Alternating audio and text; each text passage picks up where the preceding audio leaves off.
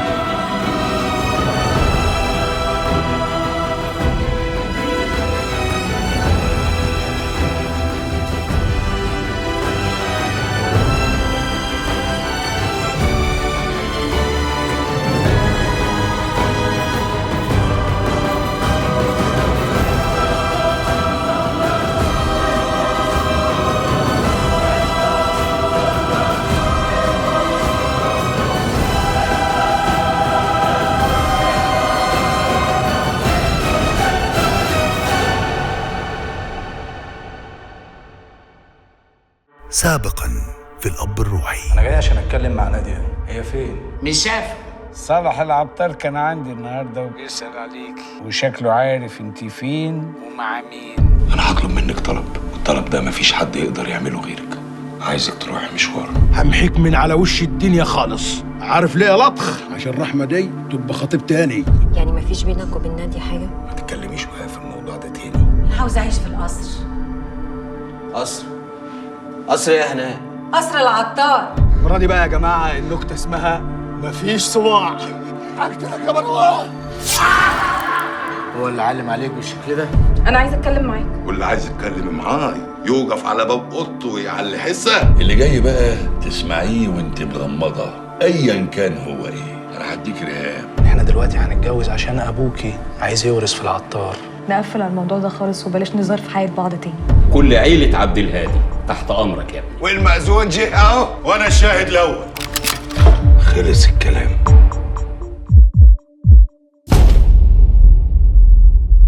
هو الحاج ما جاش ليه؟ لسه زعلان منه ولا ايه؟ سيبك من الحاج صبري. الله، هو انا مش مالي عينيك ولا ايه؟ ناقص تقول لي استنى لما اسال عنك. لا زكريا انت اشهر من نار على العالم، امال فين المأذون؟ وادي المأذون اهو. والمأذون جه اهو وانا الشاهد الاول. وادي البطاقه.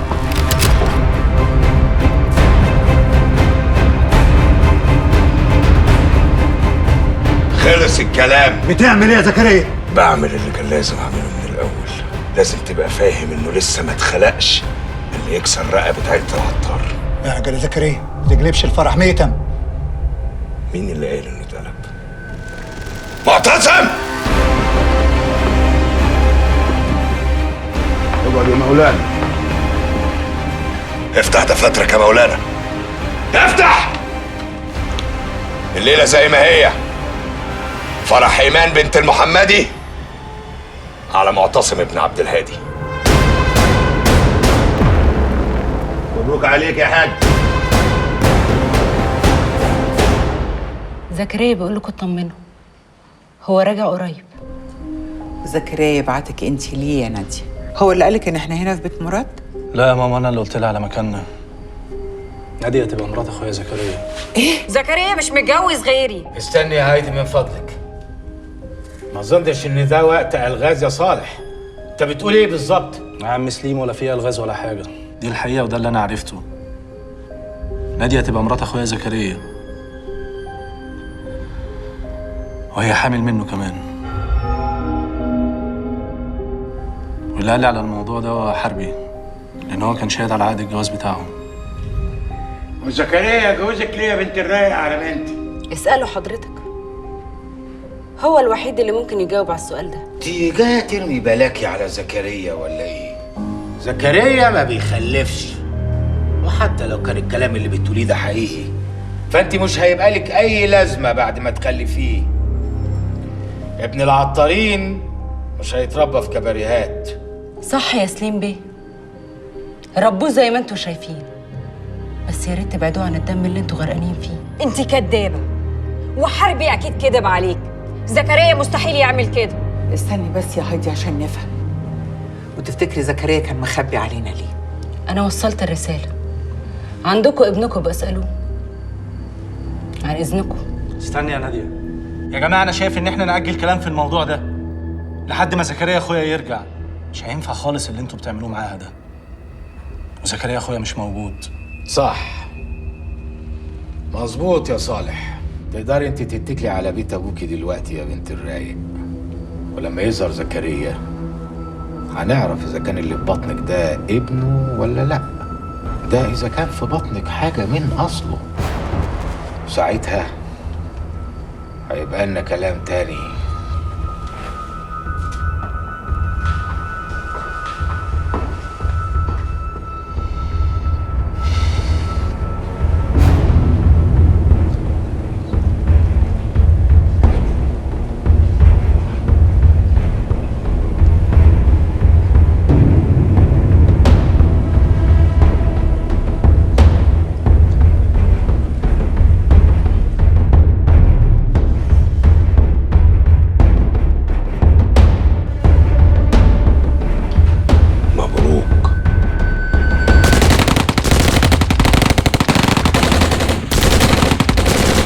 يا ناديه ناديه. قلت لهم ليه يا صالح؟ كان لازم يا ناديه اقول لهم، من حقهم يعرفوا. انا عايزك هنا تبقي في وسطينا. انا لما عرفت موضوع جوازك انت وزكريا قلقت عليكي، لا حد يعرف ممكن يعمل لك اي حاجه. وقعدت ادور عليكي ما لقيتكيش، فتاكدت ان زكريا بيحمي مراته وابنه. عشان كده سبتهم يدبحوا فيا؟ لا اقسم بالله ابدا. انا كل اللي جه في بالي ان انا عايز الم الموضوع. انا مش عايز زكريا اخويا ادخله في حرب تانية يخسر فيها كل اللي حواليه يا ناديه. ارجوكي زكريا لما هيرجع هيحل كل حاجه صدقيني. طب هو قال لك هيرجع امتى؟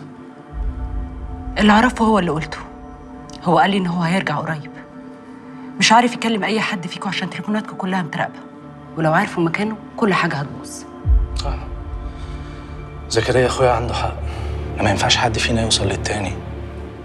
زكريا حواليه ناس كتير عايزه توقعه. يا نادي احنا بنمر بازمه كبيره كبيره، بس ان شاء الله هتتحل، صدقيني هتتحل. اهم حاجه لما يوصل لك عايزك تفهميه ان احنا كلنا جاهزين، وان العيله كلها في ظهر كبير العطارين، زكريا العطار. ناديه بعد اذنك ثواني عايزاكي. طب اسمع، بكره الصبح عايزك تفضلي، هنروح مشوار مهم. مشوار مهم فين يا عم؟ ما هو ما ينفعش نرجع حق العطارين، وفي واحد واخد من العطارين حتة. لازم كل حاجة ترجع في مكانها الأول.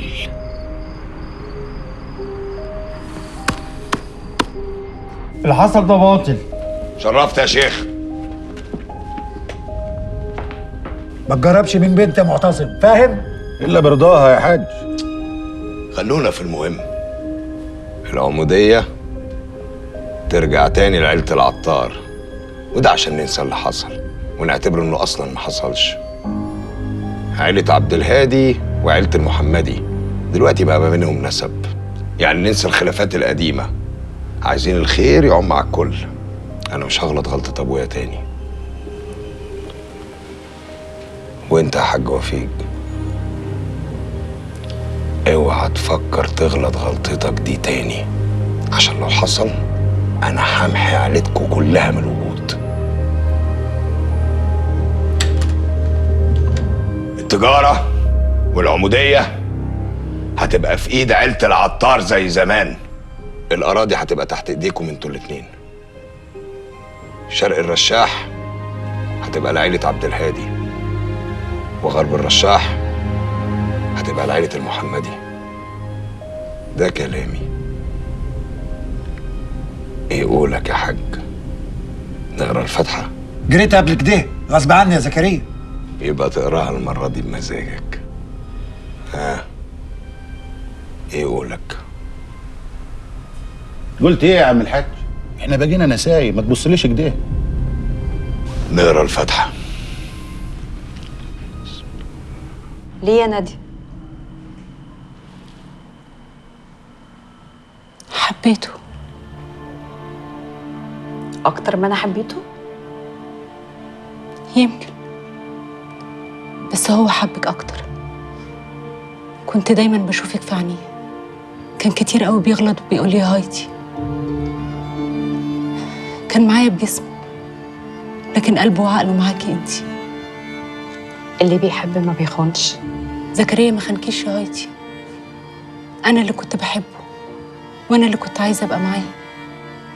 يمكن يكون حب فيا حاجه ما لقاهاش فيكي، بس انا متاكده ان كل لحظه كان نفسه يبقى معاكي انتي. كتر خيره والله. واللي زيك بقى كده كان بيحس انه نايم مرتاح وهو واخده من بيته واهله. بس ايه الطريقه دي؟ ربنا ساعات بيحقق احلامنا، وانا طول عمري ما عشتش في حياتي غير ظلم. انا حلمت براجل زي زكريا، بس عمري ما عشت في عيله نظيفه زيك. انا كتير قوي الناس كانت بتبصلي بنظره واحده مش كويسه عشان مجرد ابويا صاحب كباريه. ساعات كتير قوي كان بيبقى نفسي في حاجه وما الاقيهاش، وحتى بنام على مخدتي وانا مش مبسوطه، لحد ما ربنا رزقني بزكريا. وساعتها ما كانش ينفع ان انا ما اتمسكش بيه،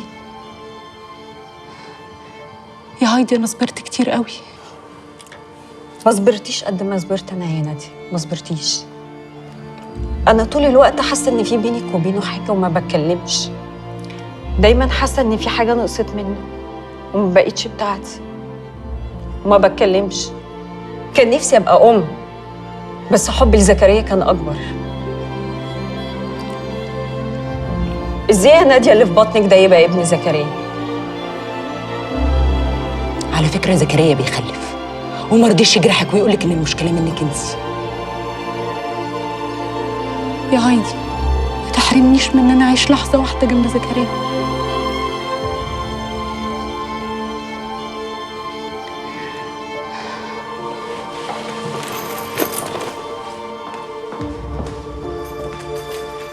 اهلا اهلا اهلا يا سليم، اهلا وسهلا. اقعد يا فارس.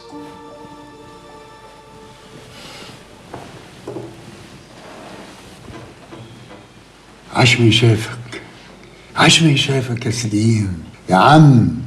من ساعة ما بقيت نجم إعلام وأنت ما حدش قدك ولا حد بقى يشوفك دلوقتي. ما تشوفش وحش يا جلال، وانا ما اظنش ان شفتي هتبقى حلوه قوي. الله، ليه كده؟ ليه بس يا سليم كده؟ شوف يا جلال. نعم. احنا حقنا اللي عندكوا لسه ما جاش، واحنا استنينا عليكوا كتير قوي. ليه كده؟ ده كان لعب عيال وخلص وانتهى يا سليم يا اخويا. خلينا نفضى بقى للحلاوه والمكسب، امال ايه؟ وكلنا نكسب كده ونبقى تمام مع بعض. ما هو عشان كلنا نكسب ونبقى تمام يا جلال لازم الحق يرجع يا اخويا. والحق بيقول ايه بقى؟ العين بالعين والسن بالسن والصباع بالصباع.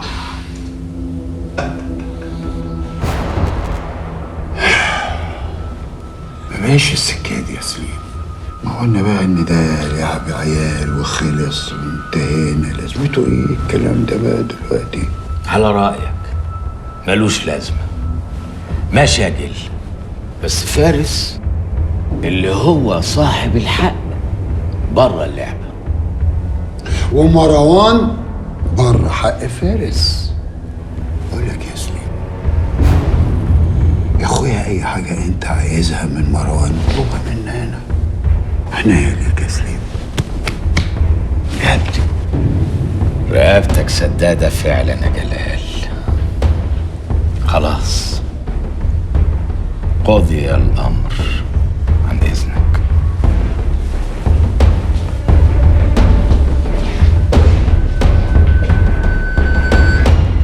لا والله. ادخل. سيب بين عزازي بره يا باشا. خليه يدخل يا ابني. اتفضل يا باشا. اهلا اهلا يا سيف بيه. ازيك يا يوسف بيه؟ تمام والله، ليك وحشه. لو كنت وحشتك كنت سألت عني. اتفضل. فينك كده؟ اهو بعدوني عن القضيه. احسن، ما تضايقش نفسك. عسى ان تكرهوا شيئا وهو خير لكم. القضيه دي مش ملعبك، قضيه مش سالكه.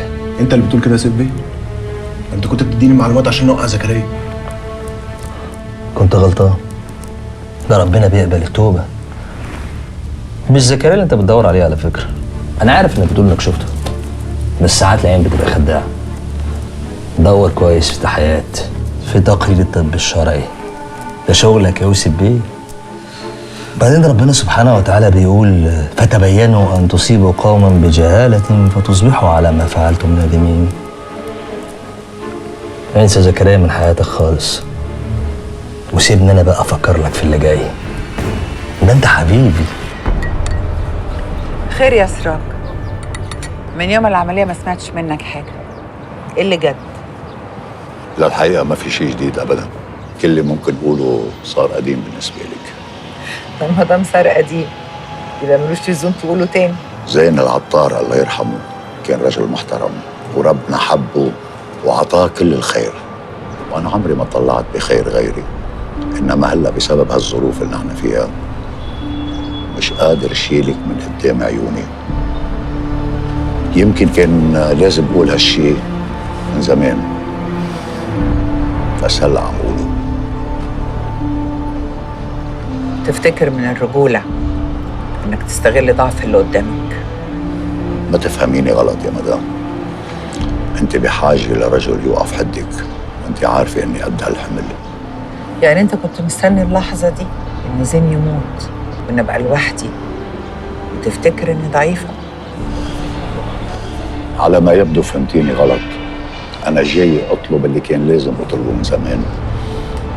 لو كنت عرضته زمان كان هيبقى طلب مرفوض، زي ما هو دلوقتي برضه طلب مرفوض، عشان أنا زي ما أنا ما اتغيرتش عن زمان، وعمري في حياتي لحد ما أموت ما هسمح إن اسمي يرتبط باسم راجل تاني غير زين. على فكرة طلبك ده ما زعلنيش، بالعكس ده خلاني أعرف إني لسه بحب زين وهفضل أحبه لآخر يوم في عمري، وإنه بعده وفراقه ليا لا ضعفني ولا هيكسرني. بالنسبة للكسر ما عاش ولا رح يكون اللي يكسرك، هيدي مضمونة. نورتني يا سراج. شكرا على استقبالك.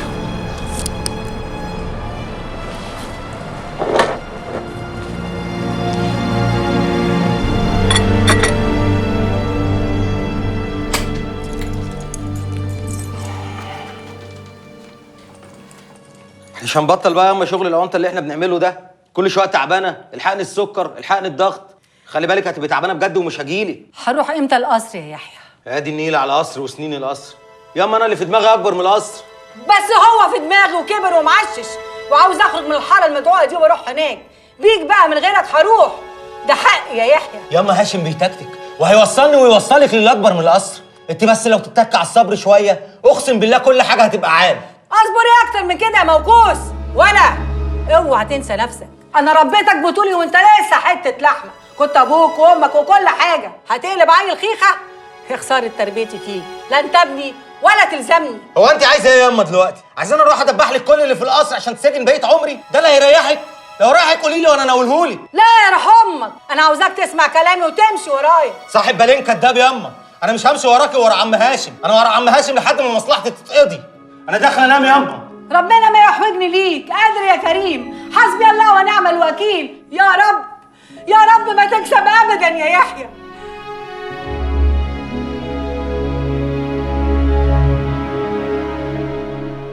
ليه ياما؟ تدعي عليا ليه؟ ده اللي انا فيه ده كله بسببك انت. ياما ده انا مش عايش غير عشان ارضيكي وبس. انت السبب في كل اللي بيحصل لي ده. انت اللي رضعتيني كره زين العطار، علمتيني ان دمه حلال وان عداوته ايمان بربنا اللي ما بينساش. ما علمتنيش ابقى مكانه ولا خليتيني احلم بالقصر واتمنى ابقى عايش جواه. حرام عليكي بقى يا يما، كفايه. صعب قوي كده يا ام وحي. ربنا ما رضاش بالظلم، ما رضيش بالظلم اللي هو عمله زمان ولا هيرضى بالظلم اللي انت عايزه تعمليه دلوقتي. انا سيبها لك وماشي يا يما.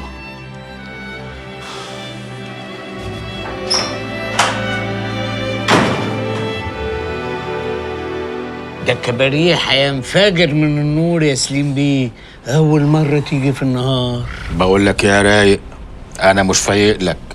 فكك بقى من الشويتين بتوعك دول وخلينا نشوف الموضوع اللي احنا جايين عشانه، عشان بعد كده في مواضيع كتير بيني وبينك عايزين نقفلها. امال فين الراجل اللي انت قلت لي هنقعد معاه؟ لا ما تقلقش، زمانه على وصول، ده مواعيده مظبوطة، بقول لك بيظبطوا عليه ساعة البورصة. أهو وصل أهو. يا ألف حمد لله على السلامة، يا صباح الفل والنبع الجميل، يا صباح الحفيف الحالم والأزاهير.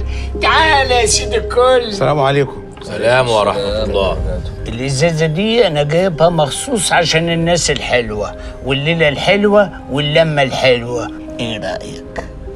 افتح. سليم بيه غني عن التعريف ومش غني عادي، ده غني غنى فاحش. اهلا وسهلا. ياسر بيه استاذ الكيمياء، اخصائي في استيراد المركبات اللي بتسحل الدماغ. الساحل ده سموه عليه. اهلا وسهلا. اصب لك يا مولانا. جرى فتحي، ما انت عارف ان ماليش في الخمره. خش في الموضوع على طول، مش كفايه انك قعدنا في المكان الموجود ده. استغفر الله العظيم، استغفر الله العظيم. خش يا عم خش. مولانا سيف العزازي، ما تقول انت الكلام بقى يا ياسر بيه. زي ما قال فتحي كده، انا واعوذ بالله من قولة انا راجل بتاع كيمياء. ما شاء الله، وعلم الانسان ما لم يعلم. لا وايه، وصنع محلي كمان. اتفضل يا باشا. وكله موجود، LSD THC. عشت الاسامي. دي ماركات عربيات دي ولا ايه؟ يا رايق، ده الجيل الجديد من الكيمياء وكله موجود. البضاعة موجودة والسوق عايز، والبضاعة موجودة أكتر، وبتقول عايز اللي يشيلني، وأنا عايز حد يساعد معايا. هو يشيل فلوس وأنا أشيل التوزيع، والتفاصيل اللي جوه دي نتكلم فيها بعدين. جرى يا فتحي، هو أنت ما قلتش لياسر بيه إن عيلة العطار ما بتشتغلش في المخدرات؟ قلت له يا كبير، بس آخر مرة شفتك فيها حسستني إن حاجات كتير ممكن تتغير.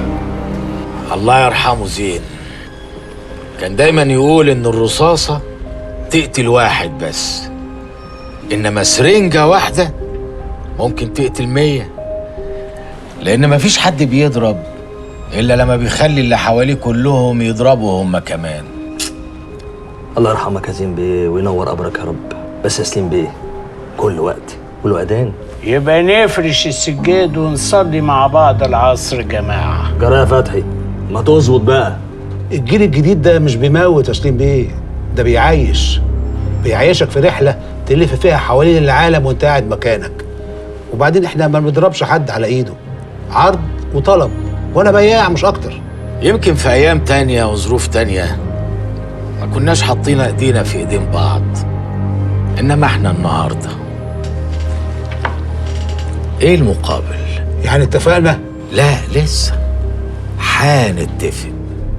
فتحي الرايق قال لي ان عندك رجاله.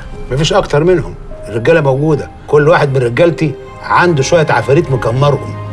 قول لي بس انت عايز ايه؟ الرجاله بس دول هنعوزهم بعدين، انما دلوقتي بقى انا عايز عفريت يعرف ينط ويتسحب ويخلص وينسحب. احضرهولك وتصرفه. انا عملت كل اللي طلبته والله يا عم سميح خلاص. عم سميح حاجه ثاني؟ انا عايزه افهم في ايه. طب استاذنكم انا يا عم سميح. استنى يا عزيز، خير؟ لا مش خير طبعا. 8 ليه محبوس لحد دلوقتي؟ انت قلت هتحبسه يومين وتخرجه. انا عايزه اشوفه، عايزه عشان نخرج ندور على حسن اللي انت طردته. تاني صحيح انا قلت يومين، لكن دلوقتي 8 ده محتاج يقعد في الحبس كتير عشان يفكر زين في الغلط اللي عمله. غلط ايه؟ ان احنا عايزين نخرج من هنا؟ ده حقنا. هو انت حابسنا ولا ايه بالظبط؟ بس انا متاكده ان اللي انت بتعمله ده مش هيعجب زكريا اخويا لما ارجع واعرفه كل حاجه. لما يرجع. وبعدين انا هنا مدير الدار، يعني اي حاجه عايز اعملها هعملها بالقانون. هتعمل ايه يعني اكتر من اللي انت عامله؟ حابس 8 وانا مش عارفه اخرج من هنا، كاننا في سجن وانت السجان. انت باين عليك نسيت نفسك. بس انا بقى هكلم اخواتي يجوا هنا ويعلموك الادب اللي انت نسيته. الادب ده زين العطار معرفش يعلمهولك. عزيز. ايوه يا عم سميح. فيه ضيف جديد هيشرف عندك في الحبس النهارده، عايزك تتواجد معاه.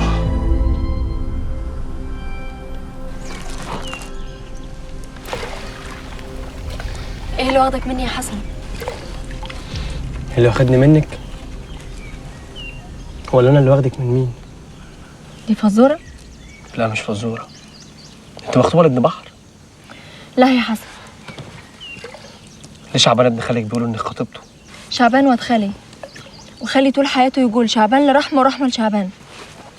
انا ابويا عمره ما قال لي ايوه ولا انا قلت، بس هم مستنيينش رد وبيتعاملوا كاننا متجوزين.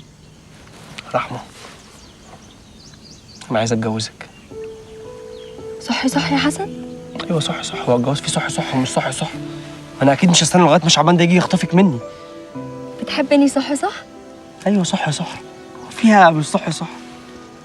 يا بنت انا بقيت من مجاذيبك، انت بقيت المقام اللي انا بقول لي قبلتي ليه. انا كمان بحبك يا حسن. وانا كمان بحبك. هتفضلي جنبي لحد اخر يوم في عمري، بس الطريق مش سهل يا حسن. اكيد، بس عمره ما هيبقى اصعب من فراقك. الشمس هتغيب. الشمس هتغيب بس اول لما تغمضي عينيكي. يلا بينا يا حسن. يلا بينا. صحيح الشمس دي اللي هي الشمس بتاعتنا صح؟ عليكم انتوا حاجات برضه هنقولها الشمس عادي، لازم تضيقوها.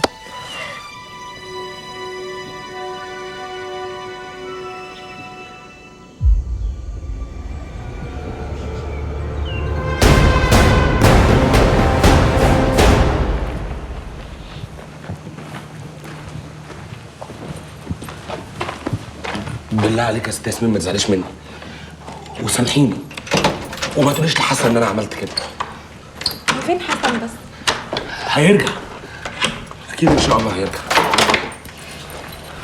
ما تقلقش، انا فاهمه ان انت مفيش حاجه في ايديك. اتفضلي اتفضلي يا ست الكل. اتفضلي يا استاذه. 8. استاذ ياسمين، بالله عليكي ما تجيبي لي الكلام وخشي زنزانتك.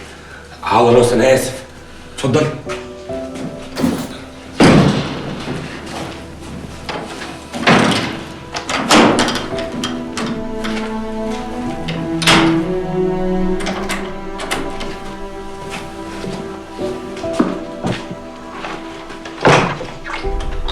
تمانية، عامل ايه يا 8؟ كويس الحمد لله، انت كويسه؟ كويسه؟ حاجه تحبس وانا كويسه؟ اكيد لا، بس مش مشكله. المهم بس طمني، انت عامل ايه؟ ما عادتش فارقه، حاسس ان الدنيا كلها ضلمه زي ما هي مضلمه ايام الحاره بالظبط. ما تقلقش يا 8، ان شاء الله لما نخرج من هنا كل حاجه هتبقى احسن من الاول بكتير. مش فارقه، كان نفسي بس انا بقى انا اللي بحميكي بجد، مش هبقى برميكي معايا هنا وبورطك. يا ابني بطل احساس الذنب اللي انت عايش بيه ده، خلاص بقى ما تقعدش توجع قلبي. ماشي، نخرج احنا بس من هنا على خير، وانا والله العظيم لربي لك سميح واللي معاه دول عشان يفكروا بعد كده ان هم يضايقوكي. انت اصلا مالكيش ذنب في كل اللي بيحصل ده. اللي بيحصل لي ده تخليص ذنوب من ربنا. مش عارف اذا كان ذنبي ولا ذنب حد تاني. احنا ما بنشيلش ذنوب غيرنا يا 8، مفيش حد بيشيل ذنب حد. انت بني ادم كويس، قلبك طيب جدا، حتى لو عملت حاجه غلط، حتى لو اذنبت، انت اكيد خلصت ذنوبك دي بكل اللي انت شفته. كويس ان لسه في حد شايف حاجه طيبه عندي. شكرا يا استاذه ياسمين. على ايه؟ على انك شفتيني بقلبك وبروحك مش بعينيكي. عارفه يا استاذه ياسمين، كنت دايما بسمعهم بيقولوا ان ربنا رب قلوب، لكن عمري ما فهمت الكلمه دي لما عرفتك.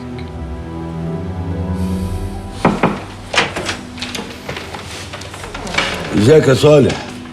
ايه بقى الحكايه اللي ما ينفعش تتاجل لبكره ولا تتقال في التليفون؟ بنتك غيرت كلامها، مش عايزه تكمل. هي اللي مش عايزه تكمل ولا انت اللي مش عايز تكمل؟ لا انا عايز وحاولت ومعرفتش. الظاهر كده ان القصه دي مش مكتوب لها نهايه سعيده. مفيش راجل ذكي يا صالح ما يعرفش يوقع بنت لو هو عايزها. هو انت ليه مش عايز تصدق ان انا حاولت ومعرفتش؟ بنتك خلاص ما بقتش بتحبني، او بمعنى اصح بقت بتكرهني. ماشي براحتكم، انا مش هجبركم على حاجه. بيني وبينك بقى، انا كنت بس عايز اشوف خلفة زين العطار فيهم حد شبهه ولا لا. طلع مفيش ولا واحد فيكم شبهه.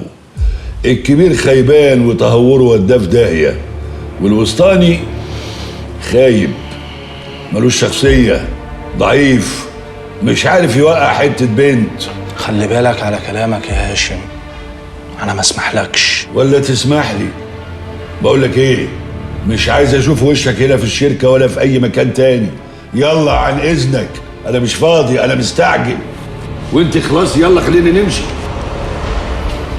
طب الكلام ده ما كانش ممكن يتقال في مكاتبنا ولا ايه؟ محدش عارف مين متراقب دلوقتي يا جلال، واحنا كلنا العين بقت علينا. طب قول لي انت فكرت؟ الا فكرت، دي تقريبا اكتر مرة اقعد افكر فيها في حياتي بعد الفترة اللي قضيتها في الحبس، وخصوصا الليلة اللي بيتها في التخشيبة. فاكرها طبعا. انت ايه اللي خلاك بتنخرب يعني في الماضي؟ مش احنا كنا عدينا الكلام ده ولا ايه؟ بس اصلهم بيقولوا اللي ملوش ماضي ملوش مستقبل، وعشان كده انا اتأكدت ان انا عمري ما هاخد خطوة لقدام الا لما احل مشاكلي القديمة، والمشكلة اللي مش هتتحل هخلص منها خالص. انت ناوي تقتلني؟ طب ما انت هتروح في ده؟ لا، من غير ما اروح في داهية. حلو كرسي زين اللي انت قاعد عليه ده يا عبد الله، ولا واسع عليك؟ ما تتضايقش قوي كده، انا بس بطمن عليك. لا تطمن يا هاشم بيه، كله تحت السيطرة، ومعانا بدل الراجل 100 ونقدروا نحن بنفسنا زين. اوعى تفتكر ان الرجالة دول هم اللي مخلينك قاعد هنا، لا، انا لولا اديتك الميعاد ما كنتش هتعرف تدخل القصر ده الا جثة. انت عايز ايه يا هاشم بيه؟ انا لسه ما عوزتش، انا بدي بس. الرجالة دول مش كفاية، انا هديك فلوس تجيب قدهم 4 مرات. وايه الغرض؟ بحمي الراجل بتاعي، الراجل اللي انا خليته كبير بجد. انا كبير بجد يا هاشم بيه، ومانيش الراجل بتاع حد. طب في معلومة انت ما تعرفهاش بقى احب اعرفها لك. الناس عندي نوعين، نوع معايا ونوع ضدي، وما افتكرش انت بدماغك يعني تفكر انك تبقى ضدي، وخصوصا انك شفت اللي بيبقى ضدي بيحصل له ايه. بيطرد من بيته وبيتشرد اهله، وبجيب راجل من رجالتي يحل محله في بيته. انت دلوقتي من حقك تختار، تقعد هنا ولا تخرج. صحيح، انت ما فتحتش الأوضة اللي كان زين قافلها طول عمره دي؟ لا ملهاش قفل، مقفولة برقم سري. انت بتهزر يا غزال. الأوضة دي فيها ورق مهم، ودي أول حاجة هعوزها منك. يا فندم يا هاشم بيه، تجيب راجلين 3 تكسروا باب الأوضة دي وتركبوا لها قفل وتجيب لي مفتاحه. حاضر يا هاشم بيه. وبعدين يا هاشم بيه؟ وبعدين ايه؟ مش عايزينهم يشموا نفسهم. حاضر، كله بوقته، لسه اللعبة هيحلو.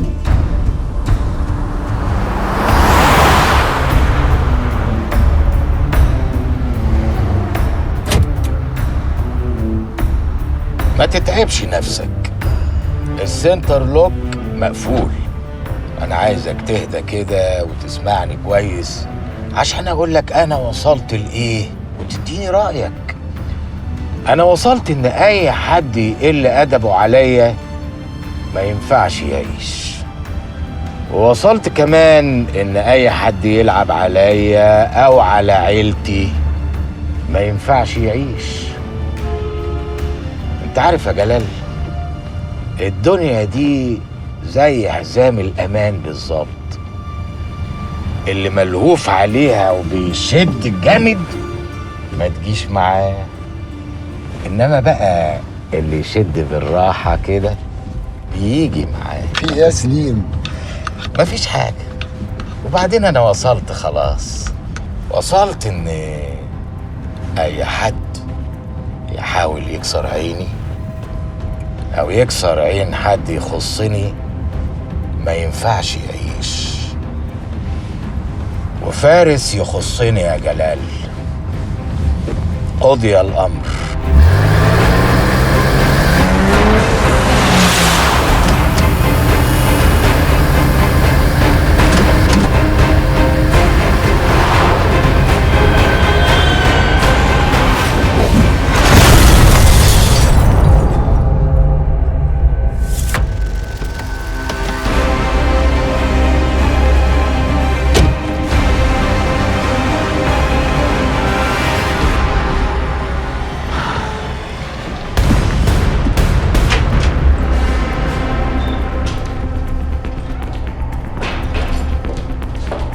مروان بيه، في حد ساب لحضرتك العلبة دي.